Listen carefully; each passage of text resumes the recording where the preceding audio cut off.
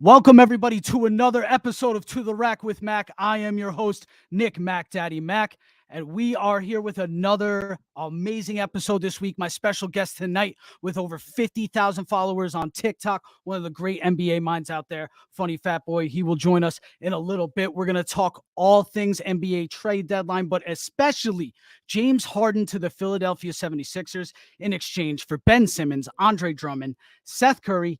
Seth Curry and Andre Drummond have made their debuts for Brooklyn.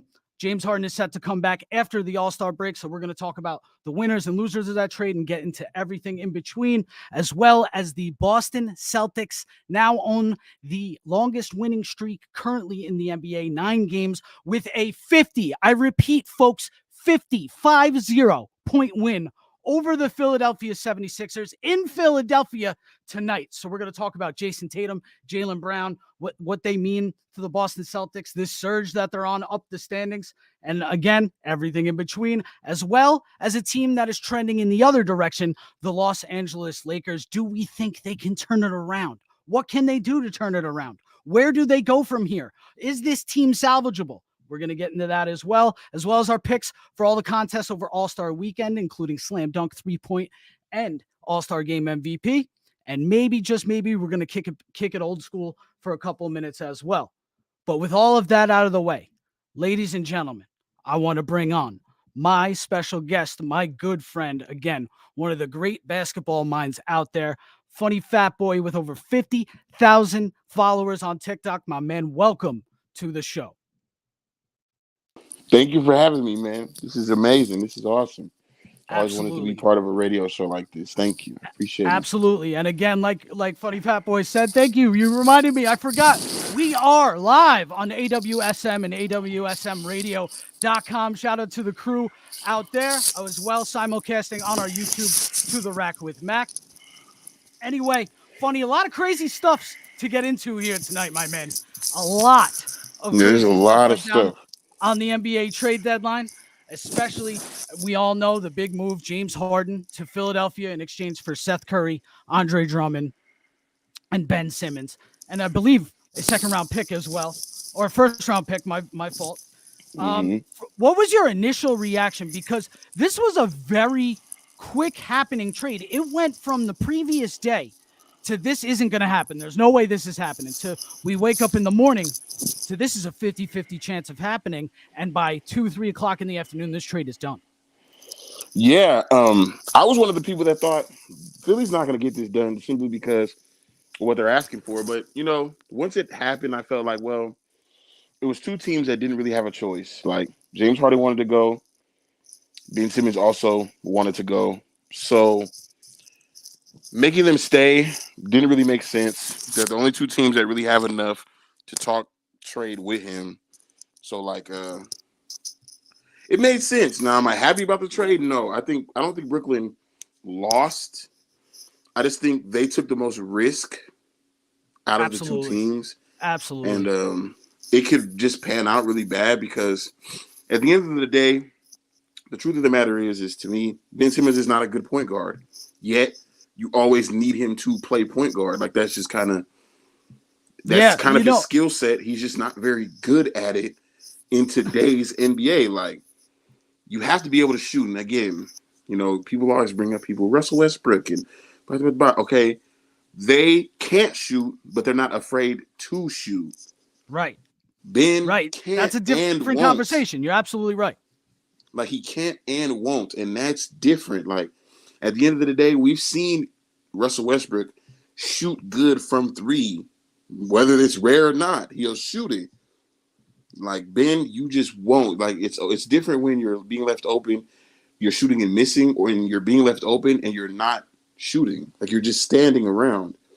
And my opinion on this is, if he comes back after all this time, and there's not at least an improved confidence in his jump shot, I don't know what anybody would necessarily see in him anymore. Like, you've had all this time by yourself. Like, you weren't contacting anybody. You weren't contacting the team. You weren't showing up to practices. You had all this ample time alone.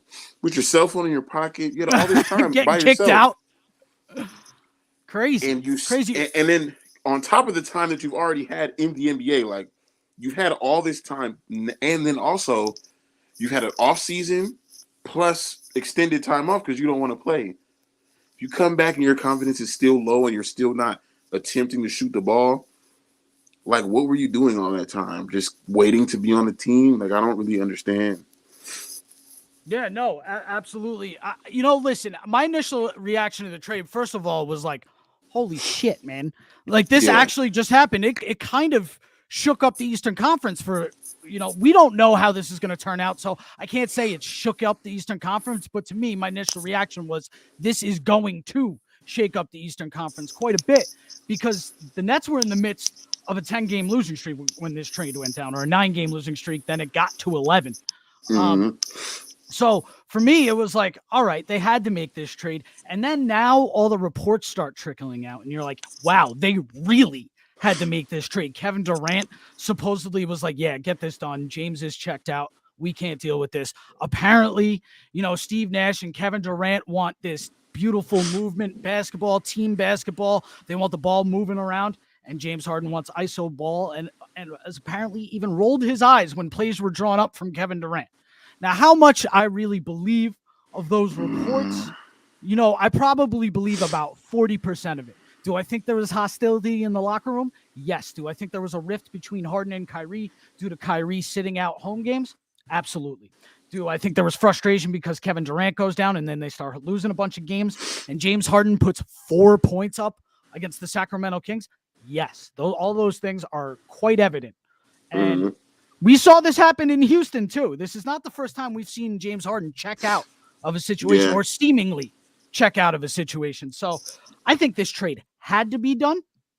I don't necessarily think that, it needed to be James Harden for Ben Simmons because that's right now. I've kind of felt like it was apples and oranges, but James Harden, obviously the better basketball player. I'm not disputing that at all. But when it comes to the mental stuff and the drama, like, if you see Philadelphia suffer a 50-point loss when James Harden's on the floor, we don't know how he's going to react now because he saw very little adversity in Brooklyn. And we saw a switch flip in him that I honestly thought he might have left behind in Houston. I think I give James Harden a little bit of the benefit of the doubt here because I can only imagine how frustrating it is to basically have to understand your teammates' decision and just, I don't want to do this, so you guys are going to have to do without me. Like James Harden didn't do all of what he did to end up there for that to happen. Like he did it so we can all play, we can all win, and we can all do what we have to do.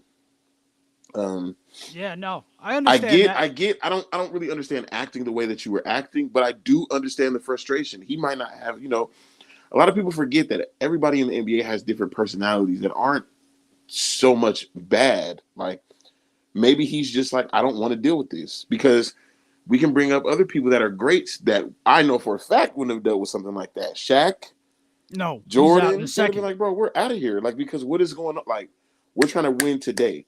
I'm not necessarily too mad at it. Should he handle it better? Oh yeah, Kobe would have never dealt with. I wouldn't. I'm not. I would have fought him at practice. I'll say from what we understand, Kobe would have been outwardly upset about it. Yeah. Would he have respected his teammate? Most likely, because he was never someone to publicly disrespect his teammates unless they brought cameras into the practice and stuff like that. Sitting there just where they shouldn't even Jeremy Lin. Yeah, where they shouldn't even be filming realistically. Right. But outside of that, I don't think he would have, made it to the point where it was like Kobe's outwardly upset and stuff like that. He would, but you would have known, like he would have been like I don't even want to talk about it, but you could see, like you would be able to see, like this isn't working out. Jordan. The only people that I feel like would have had patience for something like this is like Bron. Like he would have, because Bron would rather, I don't know, he would have had more outward patience. I think you're right. He would have probably got traded a lot quicker, but it would have never been like Bron's not happy or Bron is I see what you're saying. Eyes. Like it wouldn't have been like that. But neither of those things are bad. People just handle things differently. And I feel like does James Harden kind of act like a quote unquote diva when he wants to be traded? Sure. But at the end of the day, like he just has a different personality. I don't know how difficult it is to have someone who's healthy enough to play, healthy enough to help you win, doesn't want to play for Right. something you may feel like isn't that important.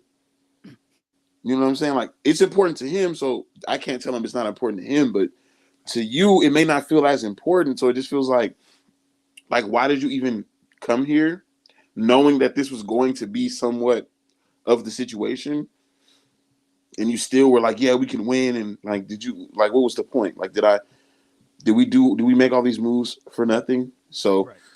I can understand. And I think, Kevin Durant's more of a patient guy, but I'm pretty sure he's probably like, yeah, I'm not really feeling that, but like, he's more patient. Like, he's more outwardly patient at least. And also, I mean, Kevin Durant wasn't on the floor. Kevin Durant's been hurt. So, Yeah. that's got to be another aspect of where things could get even more frustrating. But at the same time, why you didn't probably see more of a response from Kevin Durant. Because if Kevin Durant was on the floor and James Harden was acting like that, I think we would have seen, differently. Yeah. At that point, you maybe a just threw him different back in Houston. You just threw him back in Houston. And, I mean, Kevin Durant's hurt, so he gets a pass. But you threw him back in Houston in terms of, Kyrie just don't want to play. Right. Or he can't play. Like, he wants to play, but he doesn't also want to do what it takes to play, with the COVID situation, which, again, I don't judge him. You're a grown man. You want to do what you want. But this is what you're going to deal with. And this is the consequences he, feels like it's fair or is ready to deal with. So it's just like, I get why James Harden left. I feel like people are jumping to conclusions because they're like, well, and I even made a joke on the internet. I made a little video that said, like, every time James Harden sees teams with all-stars on them, and it's a joke about him leaving the team. But realistically, like, he's not a diva. I need exactly what I want. He literally got to Brooklyn. They played 16 games together. 16 games. I mean, yeah, that gets frustrating. 1.5 seasons, 16 games. That's crazy. As heck. And then in Especially the beginning, with the playoffs. in the beginning of the season, we all could have played more. But Kyrie, you made your decision. So it's like, what do we do this for at that point? I would feel like that to a certain degree. Why are we here? Like, why am I here? I hear you. Absolutely. This is kind of lame. And I'm good. James, let's be real. James Harden is getting to the point in his career where he has to win now. Yeah, if he's going to win a championship, he's got to win now. But how old is he? Like 30? The same age Kevin Durant, around that? Yeah. Kevin Durant's like 32, 33. Yeah, they're getting up there. Not everybody's going to be LeBron playing at an elite level till they're 37, 38, 39 years old, like we're seeing LeBron do right now. Especially not Harden either, who draws a lot of contact. Exactly. And, even that aspect of his game has slowed down a little bit. We all know the issues that he's having this year with that part of the game. So enough with the off the court stuff. Let's get into some more of the fit of each team and the new look that they're going to be displaying on the court. I'm interested, man, because you hear both sides of the spectrum when it comes to this Harden and MVP candidate Joel Embiid duo. You hear they could be the next Kobe and Shaq, which I think is outrageous. Let's slow down. Everybody take a chill pill. That's insane. But then you could hear that this could be, one of the biggest duo busts in NBA history. Now, I think that's kind of shocking to me. I mean, they're right in the middle. I think they're absolutely. First of all, we don't know. Second of all, James Harden just left a situation where he wanted to have ISO ball was his thing. He wants to have the ball in his hands. Joel Embiid needs the ball in his hands. Joel Embiid is arguably the most dominant player next to Giannis, maybe right behind Giannis in the NBA today. And the way he's been playing the last 20 games, climbing up that MVP ladder. He's the top of the MVP ladder according to NBA.com today. I don't necessarily have him won. I think Giannis is the MVP right now, but that's just personal opinion. Yeah. I mean, what do you think this duo is going to look like? What are their strengths? What are their weaknesses? I'm going to be honest here. I think in terms of production, because here's what a lot of people like to forget. Harden became an ISO player due to the way that they wanted to play in Houston. Not him. The way that Houston wanted to play very small ball. They wanted to get a whole bunch of threes up. Dan and Tony offense. Because they understood, like, can't nobody guard James Harden, so we're just going to ISO him. Same thing that they did with Carmelo Anthony. But prior to that, great pick and roll guard. Amazing. Made centers look great. You know what I'm saying? Great decision maker. He's a really great playmaker. A lot of people forget. Elite playmaker. top of the league. Elite. Absolutely. And not on the same terms of like Westbrook, where you're just moving at 1,000,000 miles an hour, like good passes, elite passes, methodical. Yeah, good IQ. So I'm thinking to myself, that's and the Sixers play somewhat of a half court set, because they got Doc over there. Doc don't like to run up and down the court too much. I got my thoughts about Doc, but we'll get to that later. Yeah. Really an overrated coach. Most overrated in NBA history. He was just named top 15 all time over guys like George Karl and Rudy Tomjanovich. That's crazy. Over George Karl is crazy. Over George Karl is crazy. Over Rudy T is crazy. He won championships with those Rockets teams. What George Karl did with Iverson in Melo's first year, wasn't he there? Melo's rookie year? George Karl was like the reason Gary Payton and Sean Kemp became Gary Payton and Sean Kemp. He let those guys be them. You know what I mean? Like, he let Gary Payton and Sean Kemp be those guys. So, like, George Karl, absolutely. 100% should have been a top 15. Yeah, that's crazy. If we're being serious in terms of coaching, just pure coaching and coaching ability, I don't even see why you put Doc Rivers over somebody like Ty Lue and Mark Jackson. They're clearly better. They're clearly better basketball minds, in my opinion. What I saw Ty Lue do last year, mid-series, mid-game, every single round, every single night, what his adjustments he was able to make.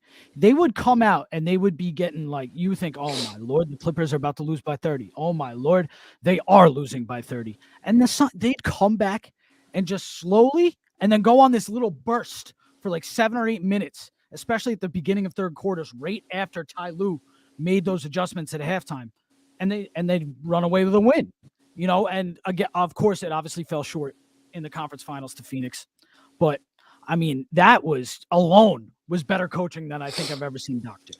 Yeah, he's literally living off of having a big three and winning a ring one time with that big three, and then that should have won way more, maybe 1 or 2 more rings than that. Honestly, so, and you got pretty much end of his prime KG, you got end of his prime Paul P, and you got still pretty damn good Ray Allen, like and sniper, a great Rondo, as well, like maybe the best Rondo we saw. Yeah, maybe. Great Rondo, and so he's another situation. But at the end of the day, let's get back to the Sixers. Yeah, we're getting off track. They run a half court set. They're half court offense. Right. Joel likes to run this and that, but we see a lot of their success coming to half court with them, and I think it could work. I think you run Embiid and Joel in the pick and roll. I don't really believe in this idea that James Harden is selfish, because here the 2 situations that we have proof of is, one, he played for D'Antoni, which is a star selfish system. We've seen it. Yep. Secondly, he played for Brooklyn, and in the beginning, unselfish. People like to forget that he was great last year. People were trying to say that he was the best player on the Nets just last season. Yep. I don't think all that talent just up and disappeared. Neither do I. He was tired of. They only played 16 games together. I'm pretty sure they saw championship aspirations. Absolutely. And then they said, Kyrie went down or whatever. Bam. Cool. We gonna come right back, and we can beat the net. I mean the Bucks. The Bucks. I don't even think they feel like they can. Like, I feel like, no, we can beat them. Like, you took them to 7 all by yourself, KD. We can beat them. Yeah, absolutely. Like I know I feel like they feel like we won't even go to 7 with them. There's really no reason to go to 7 with them, because they shouldn't. In my opinion, I feel like it should be over in 6, because it's just too much offensive firepower. So I see the frustration. I don't really see a true selfish thing. Like Houston, I will say that I guess you can say that he didn't appreciate who he had. The only thing that I don't understand with Harden is that you asked for Russell Westbrook, and then Chris Paul. Now see, and I that's where I feel like maybe his attitude can come into question. But I always have to remember they played under a Doc Rivers system. I mean, not Doc Rivers, D'Antoni. Mike D'Antoni, yeah. So, no, I get it. I absolutely get that. Remember, it fell short with the Suns. It fell short with Houston. There's got to be questions on if it can take you to that next level. New York. It constantly fell short with New York. I didn't even bring up New York for a reason. Like, so But you got to remember, James Harden and Chris Paul had a lot to do with Clint Capella basically becoming a max player. So, literally, like you said, James Harden knows how to work with centers. Does he know? Will he be able to give up the ball as much as he needs to be able to give the ball up to Joel Embiid? Like, yeah, and I can't think stress he that can. enough. Because I do let's too. not forget, last year he was 22 and something, 22, 10, 9. He had everybody's efficiency through the roof. KD, Kyrie, almost both 50, 40, 90. I believe Kyrie was actually. You know what I mean? He had the offense. I will stress again. James Harden's the best player on the team. He's the most valuable piece because he's the playmaker. Look what he's doing. He's setting everybody up. That didn't just go somewhere. Right. Like it No, didn't just I know. poof. I get that. Your basketball mind just doesn't go away, right? Like by the time you're at the level James Harden's at, it's like riding a bike, man. Once you get off, you can get right back on. And you give him the best center in the game, and then you give him good players on the wings and the shooting guard areas. I will say this. I do know one player's production that will take a hit from this, and I hate to say it, but it's Tyrese Maxey, because he's been such a spark plug for them, plugging in this year and really like taking and earning that point guard spot from Ben Simmons. I mean, it didn't take much to earn it because I think Philly was checked out on him once he showed up to practice. But he still stepped up to the plate. And he's been playing exceptional. Like I have nothing bad to say about Tyrese Maxey. Is he inconsistent? Yes. Does he need to kind of slow down a little bit? Yes. But that comes with maturity as well. And I think it plays right into him perfectly, because now throw him on the bench, let him run the whole second unit. Tell him you can do whatever you want. That is the quickest way to get Tyrese Maxey to be better. You can do what you want. Don't worry about Joel Embiid too much. He's on the bench. You know, he might come in and out. You get our offense going, keep us above water when we get out the game. And I seen a great video of him and James Harden working on their jump shots. As soon as James Harden got there, that's really great. Yeah. You know what I'm saying? So real quick, one final question. We're going to wrap up to talk about James Harden. And, until we see him again on the court, then we can discuss it once more, of course. Right. And, of course, same with Ben Simmons. Can't really discuss that. However, we did see Seth Curry come out and light up the Barclays Center last night. So that was fun to watch. Good to see Seth Curry, step right back into the spotlight in Brooklyn for one night at least, because we know that spotlight's going to dim a little bit once Simmons, Kyrie, and KD are out there. But who has the better lineup right now? And who has the better lineup for the future? The better lineup right now, assuming everybody's healthy, Sixers. I'm not going to put any money, faith, understanding into Ben Simmons. It's over. Like, to me, I don't think I make fun of him. It's a valid argument. I don't think he's the worst player in the world. I think he's very underwhelming, extremely underwhelming. He should be top 25. He's barely top 50. Like, woo! I like there's a lot of players better than him. There's players that came out their first season. Cade right now is already better than him. I'm with you. Evan Mobley, I'm taking over Ben Simmons. Darius Garland. Scotty Barnes, I'm taking over Ben Simmons. Darius Garland, I'm taking over Ben Simmons. Come on. There's people passing him up. So Jordan Poole, I might take over Ben Simmons. Oh, if you give Jordan Poole the keys, I might feel more confident with him. I think there's 4 players on the Grizzlies right now I'm taking over Ben Simmons. like Ja Morant, Desmond Bane, Jaren Jackson, and Dylan Brooks. I'm taking 100%. Over Ben Simmons. 100%. I just feel this as I have no expectations for the man. All I'm going to say is, if the reason why the Sixers have the better lineup is because I know what everybody's going to do on that squad, period. James Harden does not suck. People say, oh, he's falling off. He's going to get there. He's not going to suck. We already know that. Joel Embiid, he's basically the MVP, if not Giannis at this point. And, you got the Sixers, Matisse Thybulle, Tobias Harris. They're already set in stone. Like, they're already who they are. One piece we didn't talk about was Tobias Harris, and I think he's going to eat because of the Harden move. But, moving on. We don't know who Ben Simmons is about to be. No, we have no idea. And if he doesn't come out with at least a show of confidence, he just is the same player. And it's like, okay, Yes, they've got Kyrie and So KD. you All say he has come to do out is with a pass the show of ball. confidence. What is the leeway there? Are we talking 3 games, 5 games, 10 games? I'll give him a reasonable 7 to 10 games. Get your bearings under you. You haven't I'm been with at you. game speed I'm in with a you. long time. I'm gonna give you the benefit of the doubt because that's realistic. I'm not gonna expect you to come out shooting a bunch of jump shots. You haven't played an NBA game in quite some time, but I still need to see it. Then you didn't take all this time off for you to be still not confident in your jumper and just saying, "Well, I've got Kyrie and KD now." Because let's be real, by the time you get back, no, you don't. You don't. You don't have them. You have who you have. You have Seth Curry and yourself. And Right. Nicholas Claxton and all those guys, you got them. So you are going to have to be the person to establish something until they get back. And I'm not 1,000%. really feeling that. I'm not gonna say the six.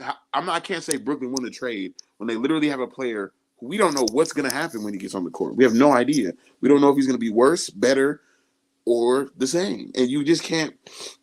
You can't have the same Ben Simmons on the Sixers on the Nets. I get that you have two better players, but when it comes down to the playoffs where everybody's playing playoff level defense, he's going to be a problem again. That's the You're same thing. absolutely right. You're absolutely So right. the Sixers won because we can be confident. It's kind of the same way with the John Wall Russell Westbrook trade when that went That was down when stupid. That was stupid. Russell was the I hated Wizards. that.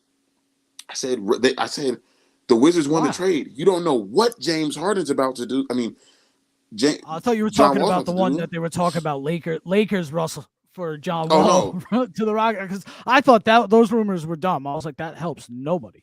I no. thought that helped nobody. So I'm talking about the John Wall when they Wizards when they Rockets already Wizards. traded, yeah. Yeah, and I said the Wizards won. You know what Russell Westbrook's going to do for you at the PG spot. Whether you feel like he's worse than John Wall or not doesn't matter. We don't know what John Wall's about to do. He hasn't played in 3 years.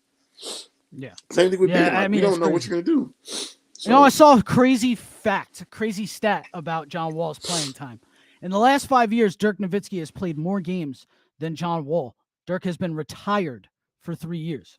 So that is one of the craziest stats I think I've heard in a really long time. Anyway, once again, ladies and gentlemen, you're listening to The Rack with Mac here on AWSM Radio and AWSMradio.com, and watching us live on the YouTube. Just go into the search bar and type in To The Rack with Mac. So all this talk about the Sixers, they were in action tonight. Obviously, no James Harden on the court, but they were in action against the hottest team in basketball right now with 9 wins in a row, the Boston Celtics, and they beat them down by 48 points. Jason Tatum and Jaylen Brown combined for 59 points, and they just absolutely blew them out, ran them off the court. We got to talk about the Celtics here because this is surprising. This is a surprising turn of events in my eyes for the Boston Celtics. I think we always knew that they had the chance to be there, but the way they looked for the first 2.5 months of the season, they were the most inconsistent team in the NBA. They didn't look like they knew how to play a lick of defense. Their front court looked to be one of the worst in the league, and that has all shifted. Tatum was struggling. Brown was struggling. Now, Tatum, he's got his numbers up to 25, 8, and 4. However, shooting the lowest 3-point percentage of his career and averaging the most turnovers of his career. But during this 9-game winning streak, has toned that down quite a bit. Brown averaging 23, 6, and 3, but again, averaging the most turnovers of his career. So, what has changed for the Boston Celtics? The first couple months, again, we were writing this team off, dead in the water, going to miss the playoffs. Now they're in the 5th seed in the East. Here's what I think. I think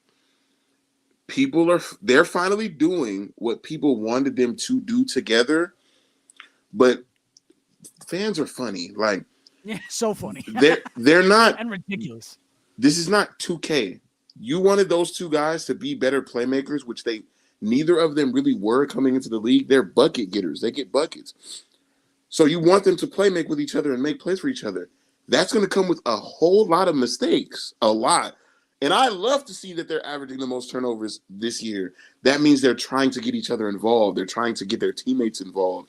They're not just, like Marcus Smart said, they're not just getting the ball and we're looking at all of them. because that's what they were doing before. Marcus was complaining. They're getting the ball. Not even complaining. He was telling the truth. They're getting the ball, and all they have to do is worry about those two. They don't get us involved. They don't really, but they're learning. Love to see the turnovers. They weren't meshing as a team at all. Yeah. That means they're learning, and they're learning, and it takes a while, especially when you're players of that nature where you feel like nobody can stop you. No one can stop Jason Tatum. There's not anybody on the court who can take him out of his game. If Jason Tatum has a bad game, he's missing shots. You know what I mean? Like, he's one of those players. Jaylen Brown, pretty much the same thing. I'm on record saying Jason Tatum probably the most inconsistent star in the NBA. He's so up and down. He had a game where he goes off for 38, 39, 40, 45, 50. We've seen it. And then for the next 2 or 3, he's really struggling, hitting like 25, 30% of his shots tops, and like bad. And again, the turnovers are up.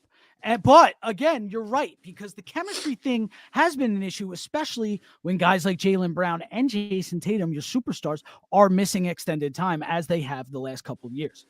Mm-hmm. And I just feel like this is great to me, because when they get it clicking, this is what you see. They beat teams by a lot because you can't. Great right now.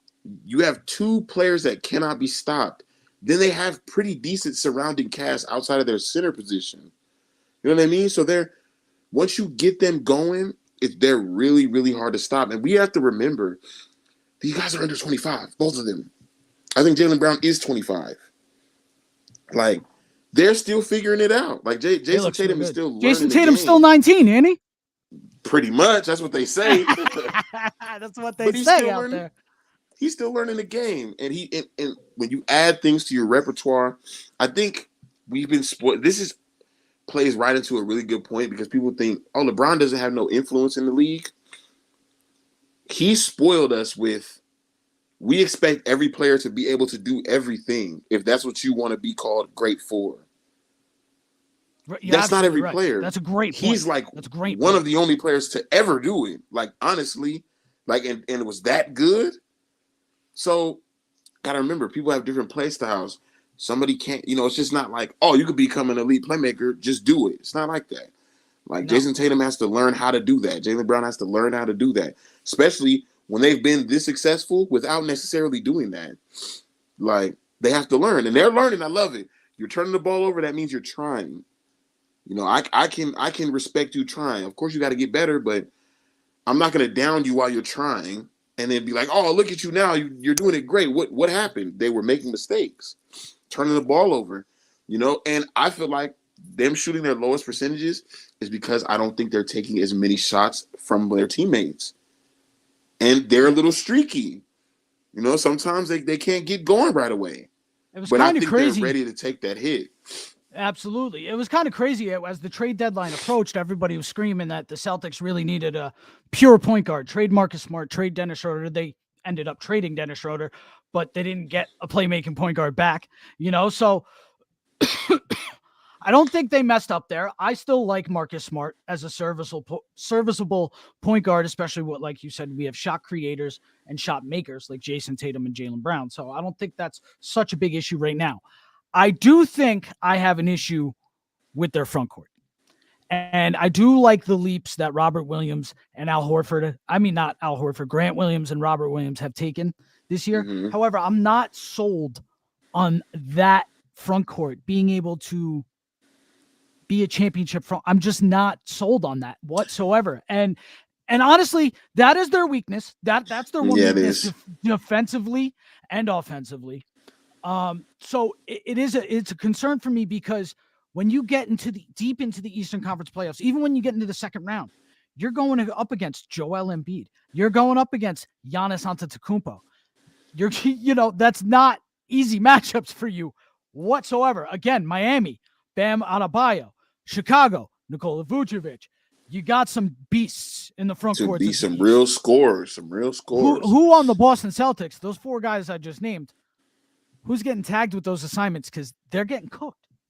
And I think Robert Williams is showing a lot of potential defensively. He is. I think he's gotten so much better defensively, and I was very low on Robert Williams last year, so I'm really glad you brought that up, because I got to give him his roses this year. He's made leaps and bounds defensively. But again, we're talking about we're talking about some dogs. like superstars. Yeah. I don't know if I call Bam and Vooch superstars, but Embiid and Giannis, of course, are. I think they got to get better. I think they might be, seeing Robert Williams and thinking, oh, we can make something out of this. I don't disagree. I think he seems like a player that has no problem with getting better and clearly has shown that he can. But do you have time? They're in a weird spot. They're in a spot where Jason Tatum and Jalen are still young, but they're on the back end of being young now. Like, you know what I'm saying? Like, they're about to get into the prime of their careers. So do you really want to wait? Do you want to make a move? I say make a move because you already have good enough players. Like, they're already good enough to take you to an Eastern Conference Finals championship. If you get the right pieces around them, they're already good enough. And I think the Celtics need to strike while the iron is hot, and they fail to do that. They need to be the team that is trying to outbid the Charlotte Hornets for Miles Bridges. Why is Miles Turner not there? Dude, I've been saying that for 5 years. Miles Turner should be in Boston because Danny Ainge is the most overrated GM in the history of basketball, just like Doc Rivers is overrated. I mean, just how Doc Rivers got overrated as a coach, Danny Ainge got overrated as a GM because they're both in the same boat. They only ever brought one championship. Away their players. They're giving them away. They gave away Karis LeVert. How do you not go get Miles Turner? Because a couple of years ago when they were going at it with Cleveland, in the conference finals, they had a legit center there. We might be having a different story. We might be having a different conversation. You know what I'm saying? They had no one that could stop anybody getting to the rim. Not even just LeBron, because LeBron took over. But you can't be like that with LeBron. You'll lose like that because he'll take over a game by himself like that. Whether it's scoring, playmaking, passing, shot creation, shot make, don't matter. It's like being playing the Warriors and your worst defender is your point guard, or there's no guard that can keep up. Like, and he's the worst at it. Like, you're gonna get smoked. Like, that's Stephen Curry's gonna see food that way, and they kind of were dealing with that. Absolutely. And I agree. They should strike while the iron is hot. Don't know why Miles Turner isn't there yet. The Pacers are literally handing away. They were handing away players. But then apparently, once they landed Halliburton, which we didn't even talk about that, but we should. Once they landed Halliburton, I mean, that kind of changed Miles Turner's attitude. Plus, he's hurt right now. We don't even know what the market is for him. We haven't even really gotten a concrete timetable of when he's going to return. So there's a lot of question marks with Miles Turner right now. So that was probably why he wasn't moved at the deadline. I can only imagine. Or he was in his agent's ear like, look, I don't want to leave now that we got Tyrese Halliburton and Chris Duarte. Did the Celtics even try? Like, if I'm the Celtics, I'm taking that risk because there's not a lot of loss there. Oh, yeah. You have to, especially when you got those two guys, right at the beginning of their peak and prime. Like you have two very dynamic basketball players, in Jason Tatum and Jaylen Brown. You bring a solid top tier defensive big, and also, hey, he can give you 40 once in a while. And I say once in a while. And one of the better shooting bigs in the league. One of the better ones. Yeah, I mean, yeah. This season, the little that he played in the beginning, he started out real good. You give him two scores where he's always going to be like, they're not going to be worried about him on the pop. That's recovery defense for them. We're going to worry about Tatum on the screen. You pop, I see him, shooting a little better. You know what I'm saying? Because he's got scores now. You got Jaylen Brown, Jason Tatum. You're going to have a lot of times where they're playing recovery defense on you because they're not necessarily worried about you. Easy money, free threes. Absolutely. Absolutely. And their transition offense has gotten a lot better as well. But anyway, you mentioned a man, LeBron James. We're going to get into him a little bit, but reminder to the people out there, this is To The Rack with Mac. Nick Mac, Daddy Mac here, hosting my guest, Funny Fat Boy. Over 50,000 followers on TikTok. Ladies and gentlemen, a great basketball mind. Go follow him at Funny Fat Boy. That's at Funny Fat Boy with 2 eyes. Please go check him out. Anyway, getting back to what we want to get into, we bring up LeBron James. We're going to talk about the sinking ship that is the Los Angeles Lakers right now. And I know you and I were at the same page at the beginning of the year when we really thought that Anthony Davis had a legitimate shot to be the league MVP this year. Like, there was a legitimate chance in my mind that he was going to come back healthy and stuff, because I get the street clothes Davis, Anthony Davis. I get those jokes, but like, the injuries weren't even this bad in New Orleans. So that's one factor of it. We're going to get an AD in a little bit. But LeBron's playing it out of his mind at 37 years old. You can't really ask the man to do much more. But the way this team is built, this team is going nowhere and going nowhere fast. Nowhere fast. Anybody who expected it to be this bad is a lie. Is lying. I had them winning the West. Me too, because I felt like even with Russell Westbrook not fitting, they can make this work. And to be honest, it's not even all on them. The Lakers are just bad. Like, from Russ to the end of the bench, they suck. Like, they're not. Their bench is atrocious. It's bad when your bright spots, besides LeBron, obviously, have been Stanley Johnson and Malik Monk. It's bad. It is not good, because, I mean, Anthony Davis, let's be honest, we look at the numbers, they're not horrible. You know, they're pretty damn good, especially, you know, we look at the injuries he's already had this season. However, it's the big moments where I've seen Anthony Davis really shy away from the big moment, and specifically the two matchups that we want to see against Giannis Antetokounmpo. Like, Giannis absolutely deaded the entire debate, if there really hasn't been one for the last couple of years, but maybe season and a half to 2 years is my guess of who's better between Anthony Davis and Giannis. I just think right now he's just outperforming them. But like, on both ends of the court, I've seen Anthony Davis shy away from that matchup, shy away from the big moments. And it's not even just that game. There's been many other instances as well. And I just don't get it. Everybody wants to say he's phoning it in after winning a championship. I don't think that's the case. I really don't think Anthony Davis is as healthy as he's saying he is. That's what I was saying. I don't think Anthony Davis is as healthy as he lets on. Like, I think he's hurt because he's never been one to do that. He was just going at every big in the NBA in the bubble. Like, he was just going at every one of them, like, and dominating on both ends of the floor. Arguably the best offensive and defensive player at the time. I know LeBron won Finals MVP. 100%. Yeah, absolutely, bro. Like, and people really don't give Anthony Davis the credit. We want to talk about LeBron. We want to talk about, like, all the other guys that had their little roles. Anthony Davis, to me, on that bubble championship run in 2020, had just as much to do with it as LeBron James. Like, he was the best defender in the entirety of the playoffs. Like, in every team, he was the best defender. So it's just shocking to see that, to see what we look at just 16 months later, to see this version of Anthony Davis on the court, which leads me to believe, again, it's the same thing we were talking about with James Harden. That kind of player doesn't just go away. They don't just lose that, especially at 28 years old. So, I mean, it doesn't make sense at all.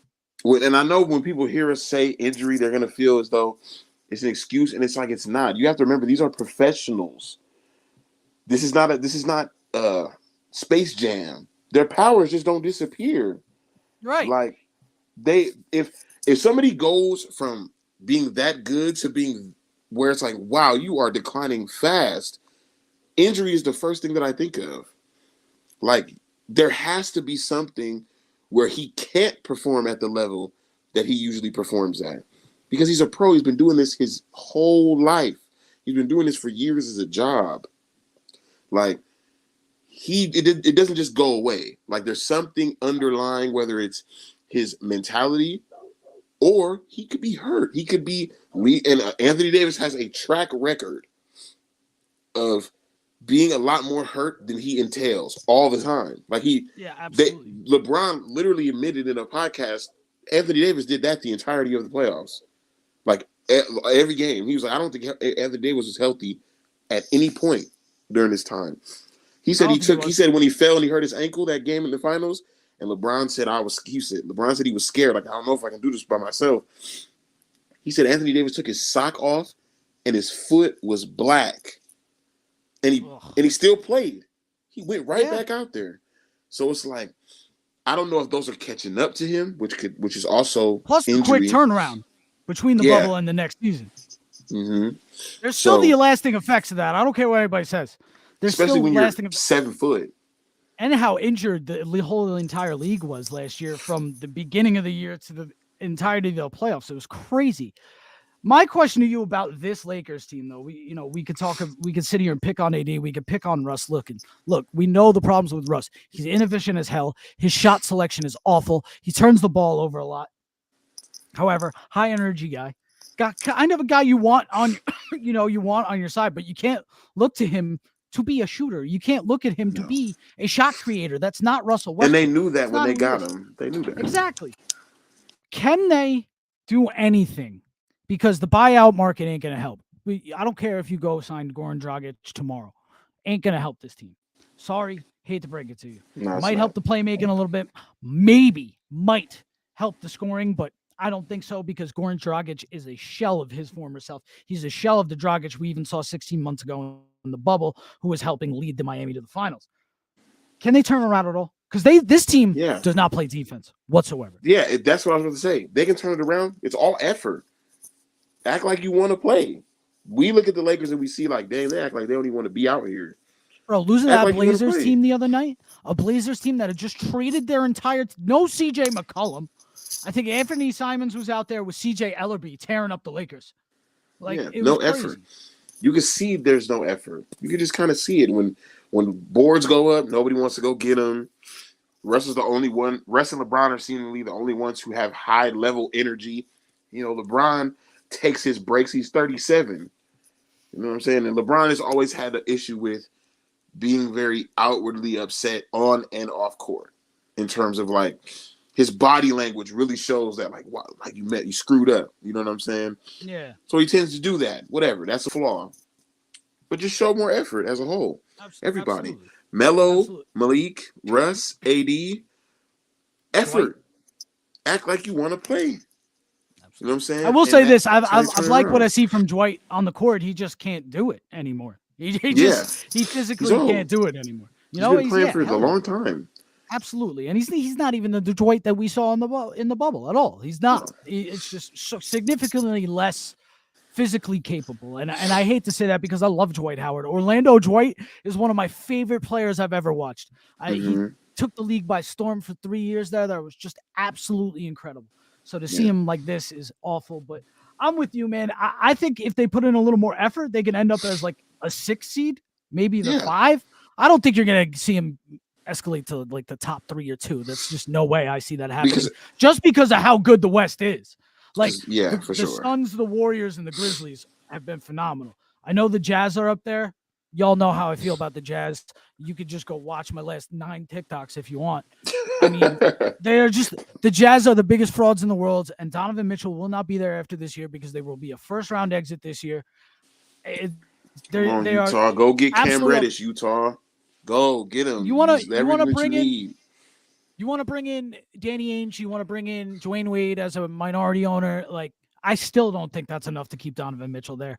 If this team loses again in the first round, I think they will, because they just don't look good. I know they beat the Knicks, and I know they beat the Warriors, and I know they beat the Rockets. They got to show me something more than that, especially Rudy. I know Rudy's a top 10 DPOY candidate, and that's all well and fine, but show me something on the perimeter, Rudy, or, you don't really mean much to me. And that's just the way I feel about that. But we got about 11 and a half minutes left in this broadcast, so we want to have a little fun at the end here. Upcoming this weekend, the All-Star festivities, the NBA All-Star game. They unveil the new Kobe Bryant All-Star MVP trophy. So let's start with that. And it was a beautiful piece of work. I don't know if you saw it yet. By the way, everybody, this is To The Rack with Mac on AWSM and AWSMradio.com here with my special guest, Funny Fat Boy. That's Funny Fat Boy with 2 eyes. Go follow him on TikTok, over 50,000 followers. Who's taking home the first All-Star game MVP? It's such a random MVP because it has nothing to do with anything. It's just who they decide to beat that night. To me, it always comes down to who wants to prove the most point in the final in the All-Star game. LeBron, he ain't really. I don't care. Giannis, don't care no more. He may want to prove a point, but he's probably over it. He just won it last year. I think this is gonna be like a hot take. I think it's one of the younger fellas. Do you? You do? I think Ja? I think Ja wants it. Like I think Ja cares. Like I think Ja's like, I want it. Like I want that award. It's his first start. He might as well go and get it. I think he's gonna do like Russ. Like when Russ was like, I want this one. I'm going a separate direction than John Moran. I'm going a little older, but a guy who has been absolutely tearing it the hell up this year. Give me DeMar DeRozan to win All-Star Game MVP. I like that. Give me DeMar DeRozan to win All-Star Game MVP. And good for DeMar. First of all, shout out to DeMar DeRozan, bro. DeMar DeRozan, 6 straight 35-point games with over 50% field goal percentage. He is the second player in NBA history to do that, and the only Chicago Bull to ever do that. That includes Michael Jackson, Michael Jordan. The only other guy to do it, he has tied Wilt Chamberlain for 6 straight games with those numbers. So that's crazy. Is that? Yeah. I don't know who that is. But I was waiting to bring that up for you. But anyway, yeah, so he's killing it this year. I love watching him and that entire Bull squad get play. But you and I, we manifested this Bulls team last year. We manifested this last year, bro. We did. Besides DeRozan. I mean, we didn't call that. We said they need another score. And we said they need another score. And I thought they were going to be fine with Vooch. Like, Vooch is good enough. But they were able to get DeRozan. We knew Lonzo was going there. That was Lonzo. That's crazy. Given. That was a given. That was almost like a no-brainer. And they in Chicago felt the same way. No-brainer. We're gonna basically cheat because it's so much of a no-brainer. Like, but here's what I'll say. Shout out to DeMar because a lot of people like to sweep under the rug that they agreed with the articles that were coming out saying he was the worst trade of that deadline. Worst free agent signing. Yeah, worst free agent signing. Bleacher Report ranked him number 1 worst free agent signing. Too much money. He's washed up. Did you watch him in San Antonio? This ain't San Antonio. This is a completely different team. San Antonio is heading towards a full rebuild around DeJounte Murray, rightfully so. Another dude, absolutely. And what's crazy to me about that is like Bleacher Report. Did y'all watch San Antonio? Because right. Why would you say that? Like, DeMar DeRozan became a magnificent playmaker in San Antonio. The only thing he got worse at was shooting a 3, which he never was really good at to begin with. Like he never was apparently. Right. He's never been a high volume, good 3-point shooter. Became a great playmaker. Great, actually. Like literally went from not that great of a playmaker. Because in Toronto, he used to get talked about his little playmaking, and it rubbed off on the guys that he was watching, that he was playing with over there. That literally were watching him. Did y'all watch? Because I thought DeMar DeRozan had one of his better years as a complete guy. Right? Like he had a mature game, and it's really because a lot of the people, like Bleacher Report and the casual fan out there, they're going to look at the team record and think that all falls on DeMar, right? Because San Antonio was nowhere near as successful as the Raptors were when DeMar was there. So it's got to be DeMar's fault, right? And that's just a horrible way of looking at things because you're leaving out, I don't know, the other 4 guys on the court, not to mention the other 2, 3, 4 guys that are rotating off the bench. So it's just crazy to me. But I knew it would work perfect. I knew it. I was like, it's going to be beautiful. Beautiful basketball. Especially when you got a center like Vooch that could spread the floor and, pretty damn good playmaker himself. You got another elite scorer with Zach LaVine. You got a defensive, very, very high IQ point guard in Lonzo Ball. And a great bench and a super rookie in Ayo Dosunmu. Oh, yes. A defensive juggernaut that we give a lot of credit to Davion Mitchell. Ayo is not getting a lot of credit for going out there and guarding the best players that night and making them struggle. However, Darius Garland gave him a little bit of work the other night. So, but Darius Garland gives everybody work.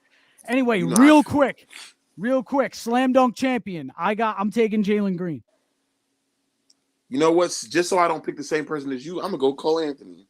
All right, I like that because if I didn't pick Jalen, I'm picking Cole. So, and last but not least, the 3-point contest for me. I'm going unorthodox here. I'm taking Karl Anthony Towns. I'm gonna take an underdog. I'm taking Desmond Bane. I love Desmond Bane, the known shooter out of college. People forget he was a knockdown shooter. None of us even gave Trey None of us even gave Trey a thought because I don't know if a guy like Trey is going to be good in a contest situation. However, it's Trae Young. He can get hot. Yeah. These guys are professionals. Who knows? We're probably wrong, and Trey's going to run the. Yeah.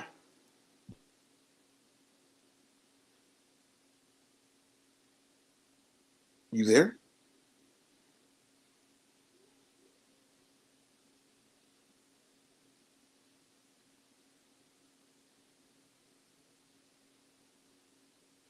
I can't hear you.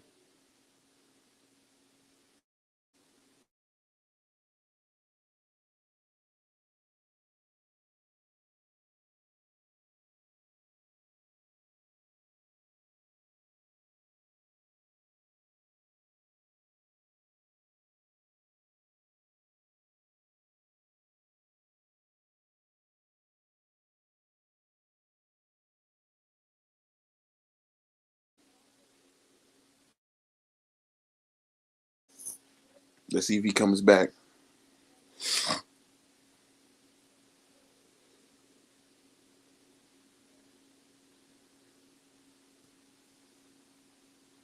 This is streaming live on YouTube, isn't it? Ooh, Ben Simmons is a bum, y'all. If y'all see this, Ben Simmons is a bum. Like, give it up. I hope he performs well in Brooklyn. Dude's a bum, though. Like, dude don't want to hoop like that.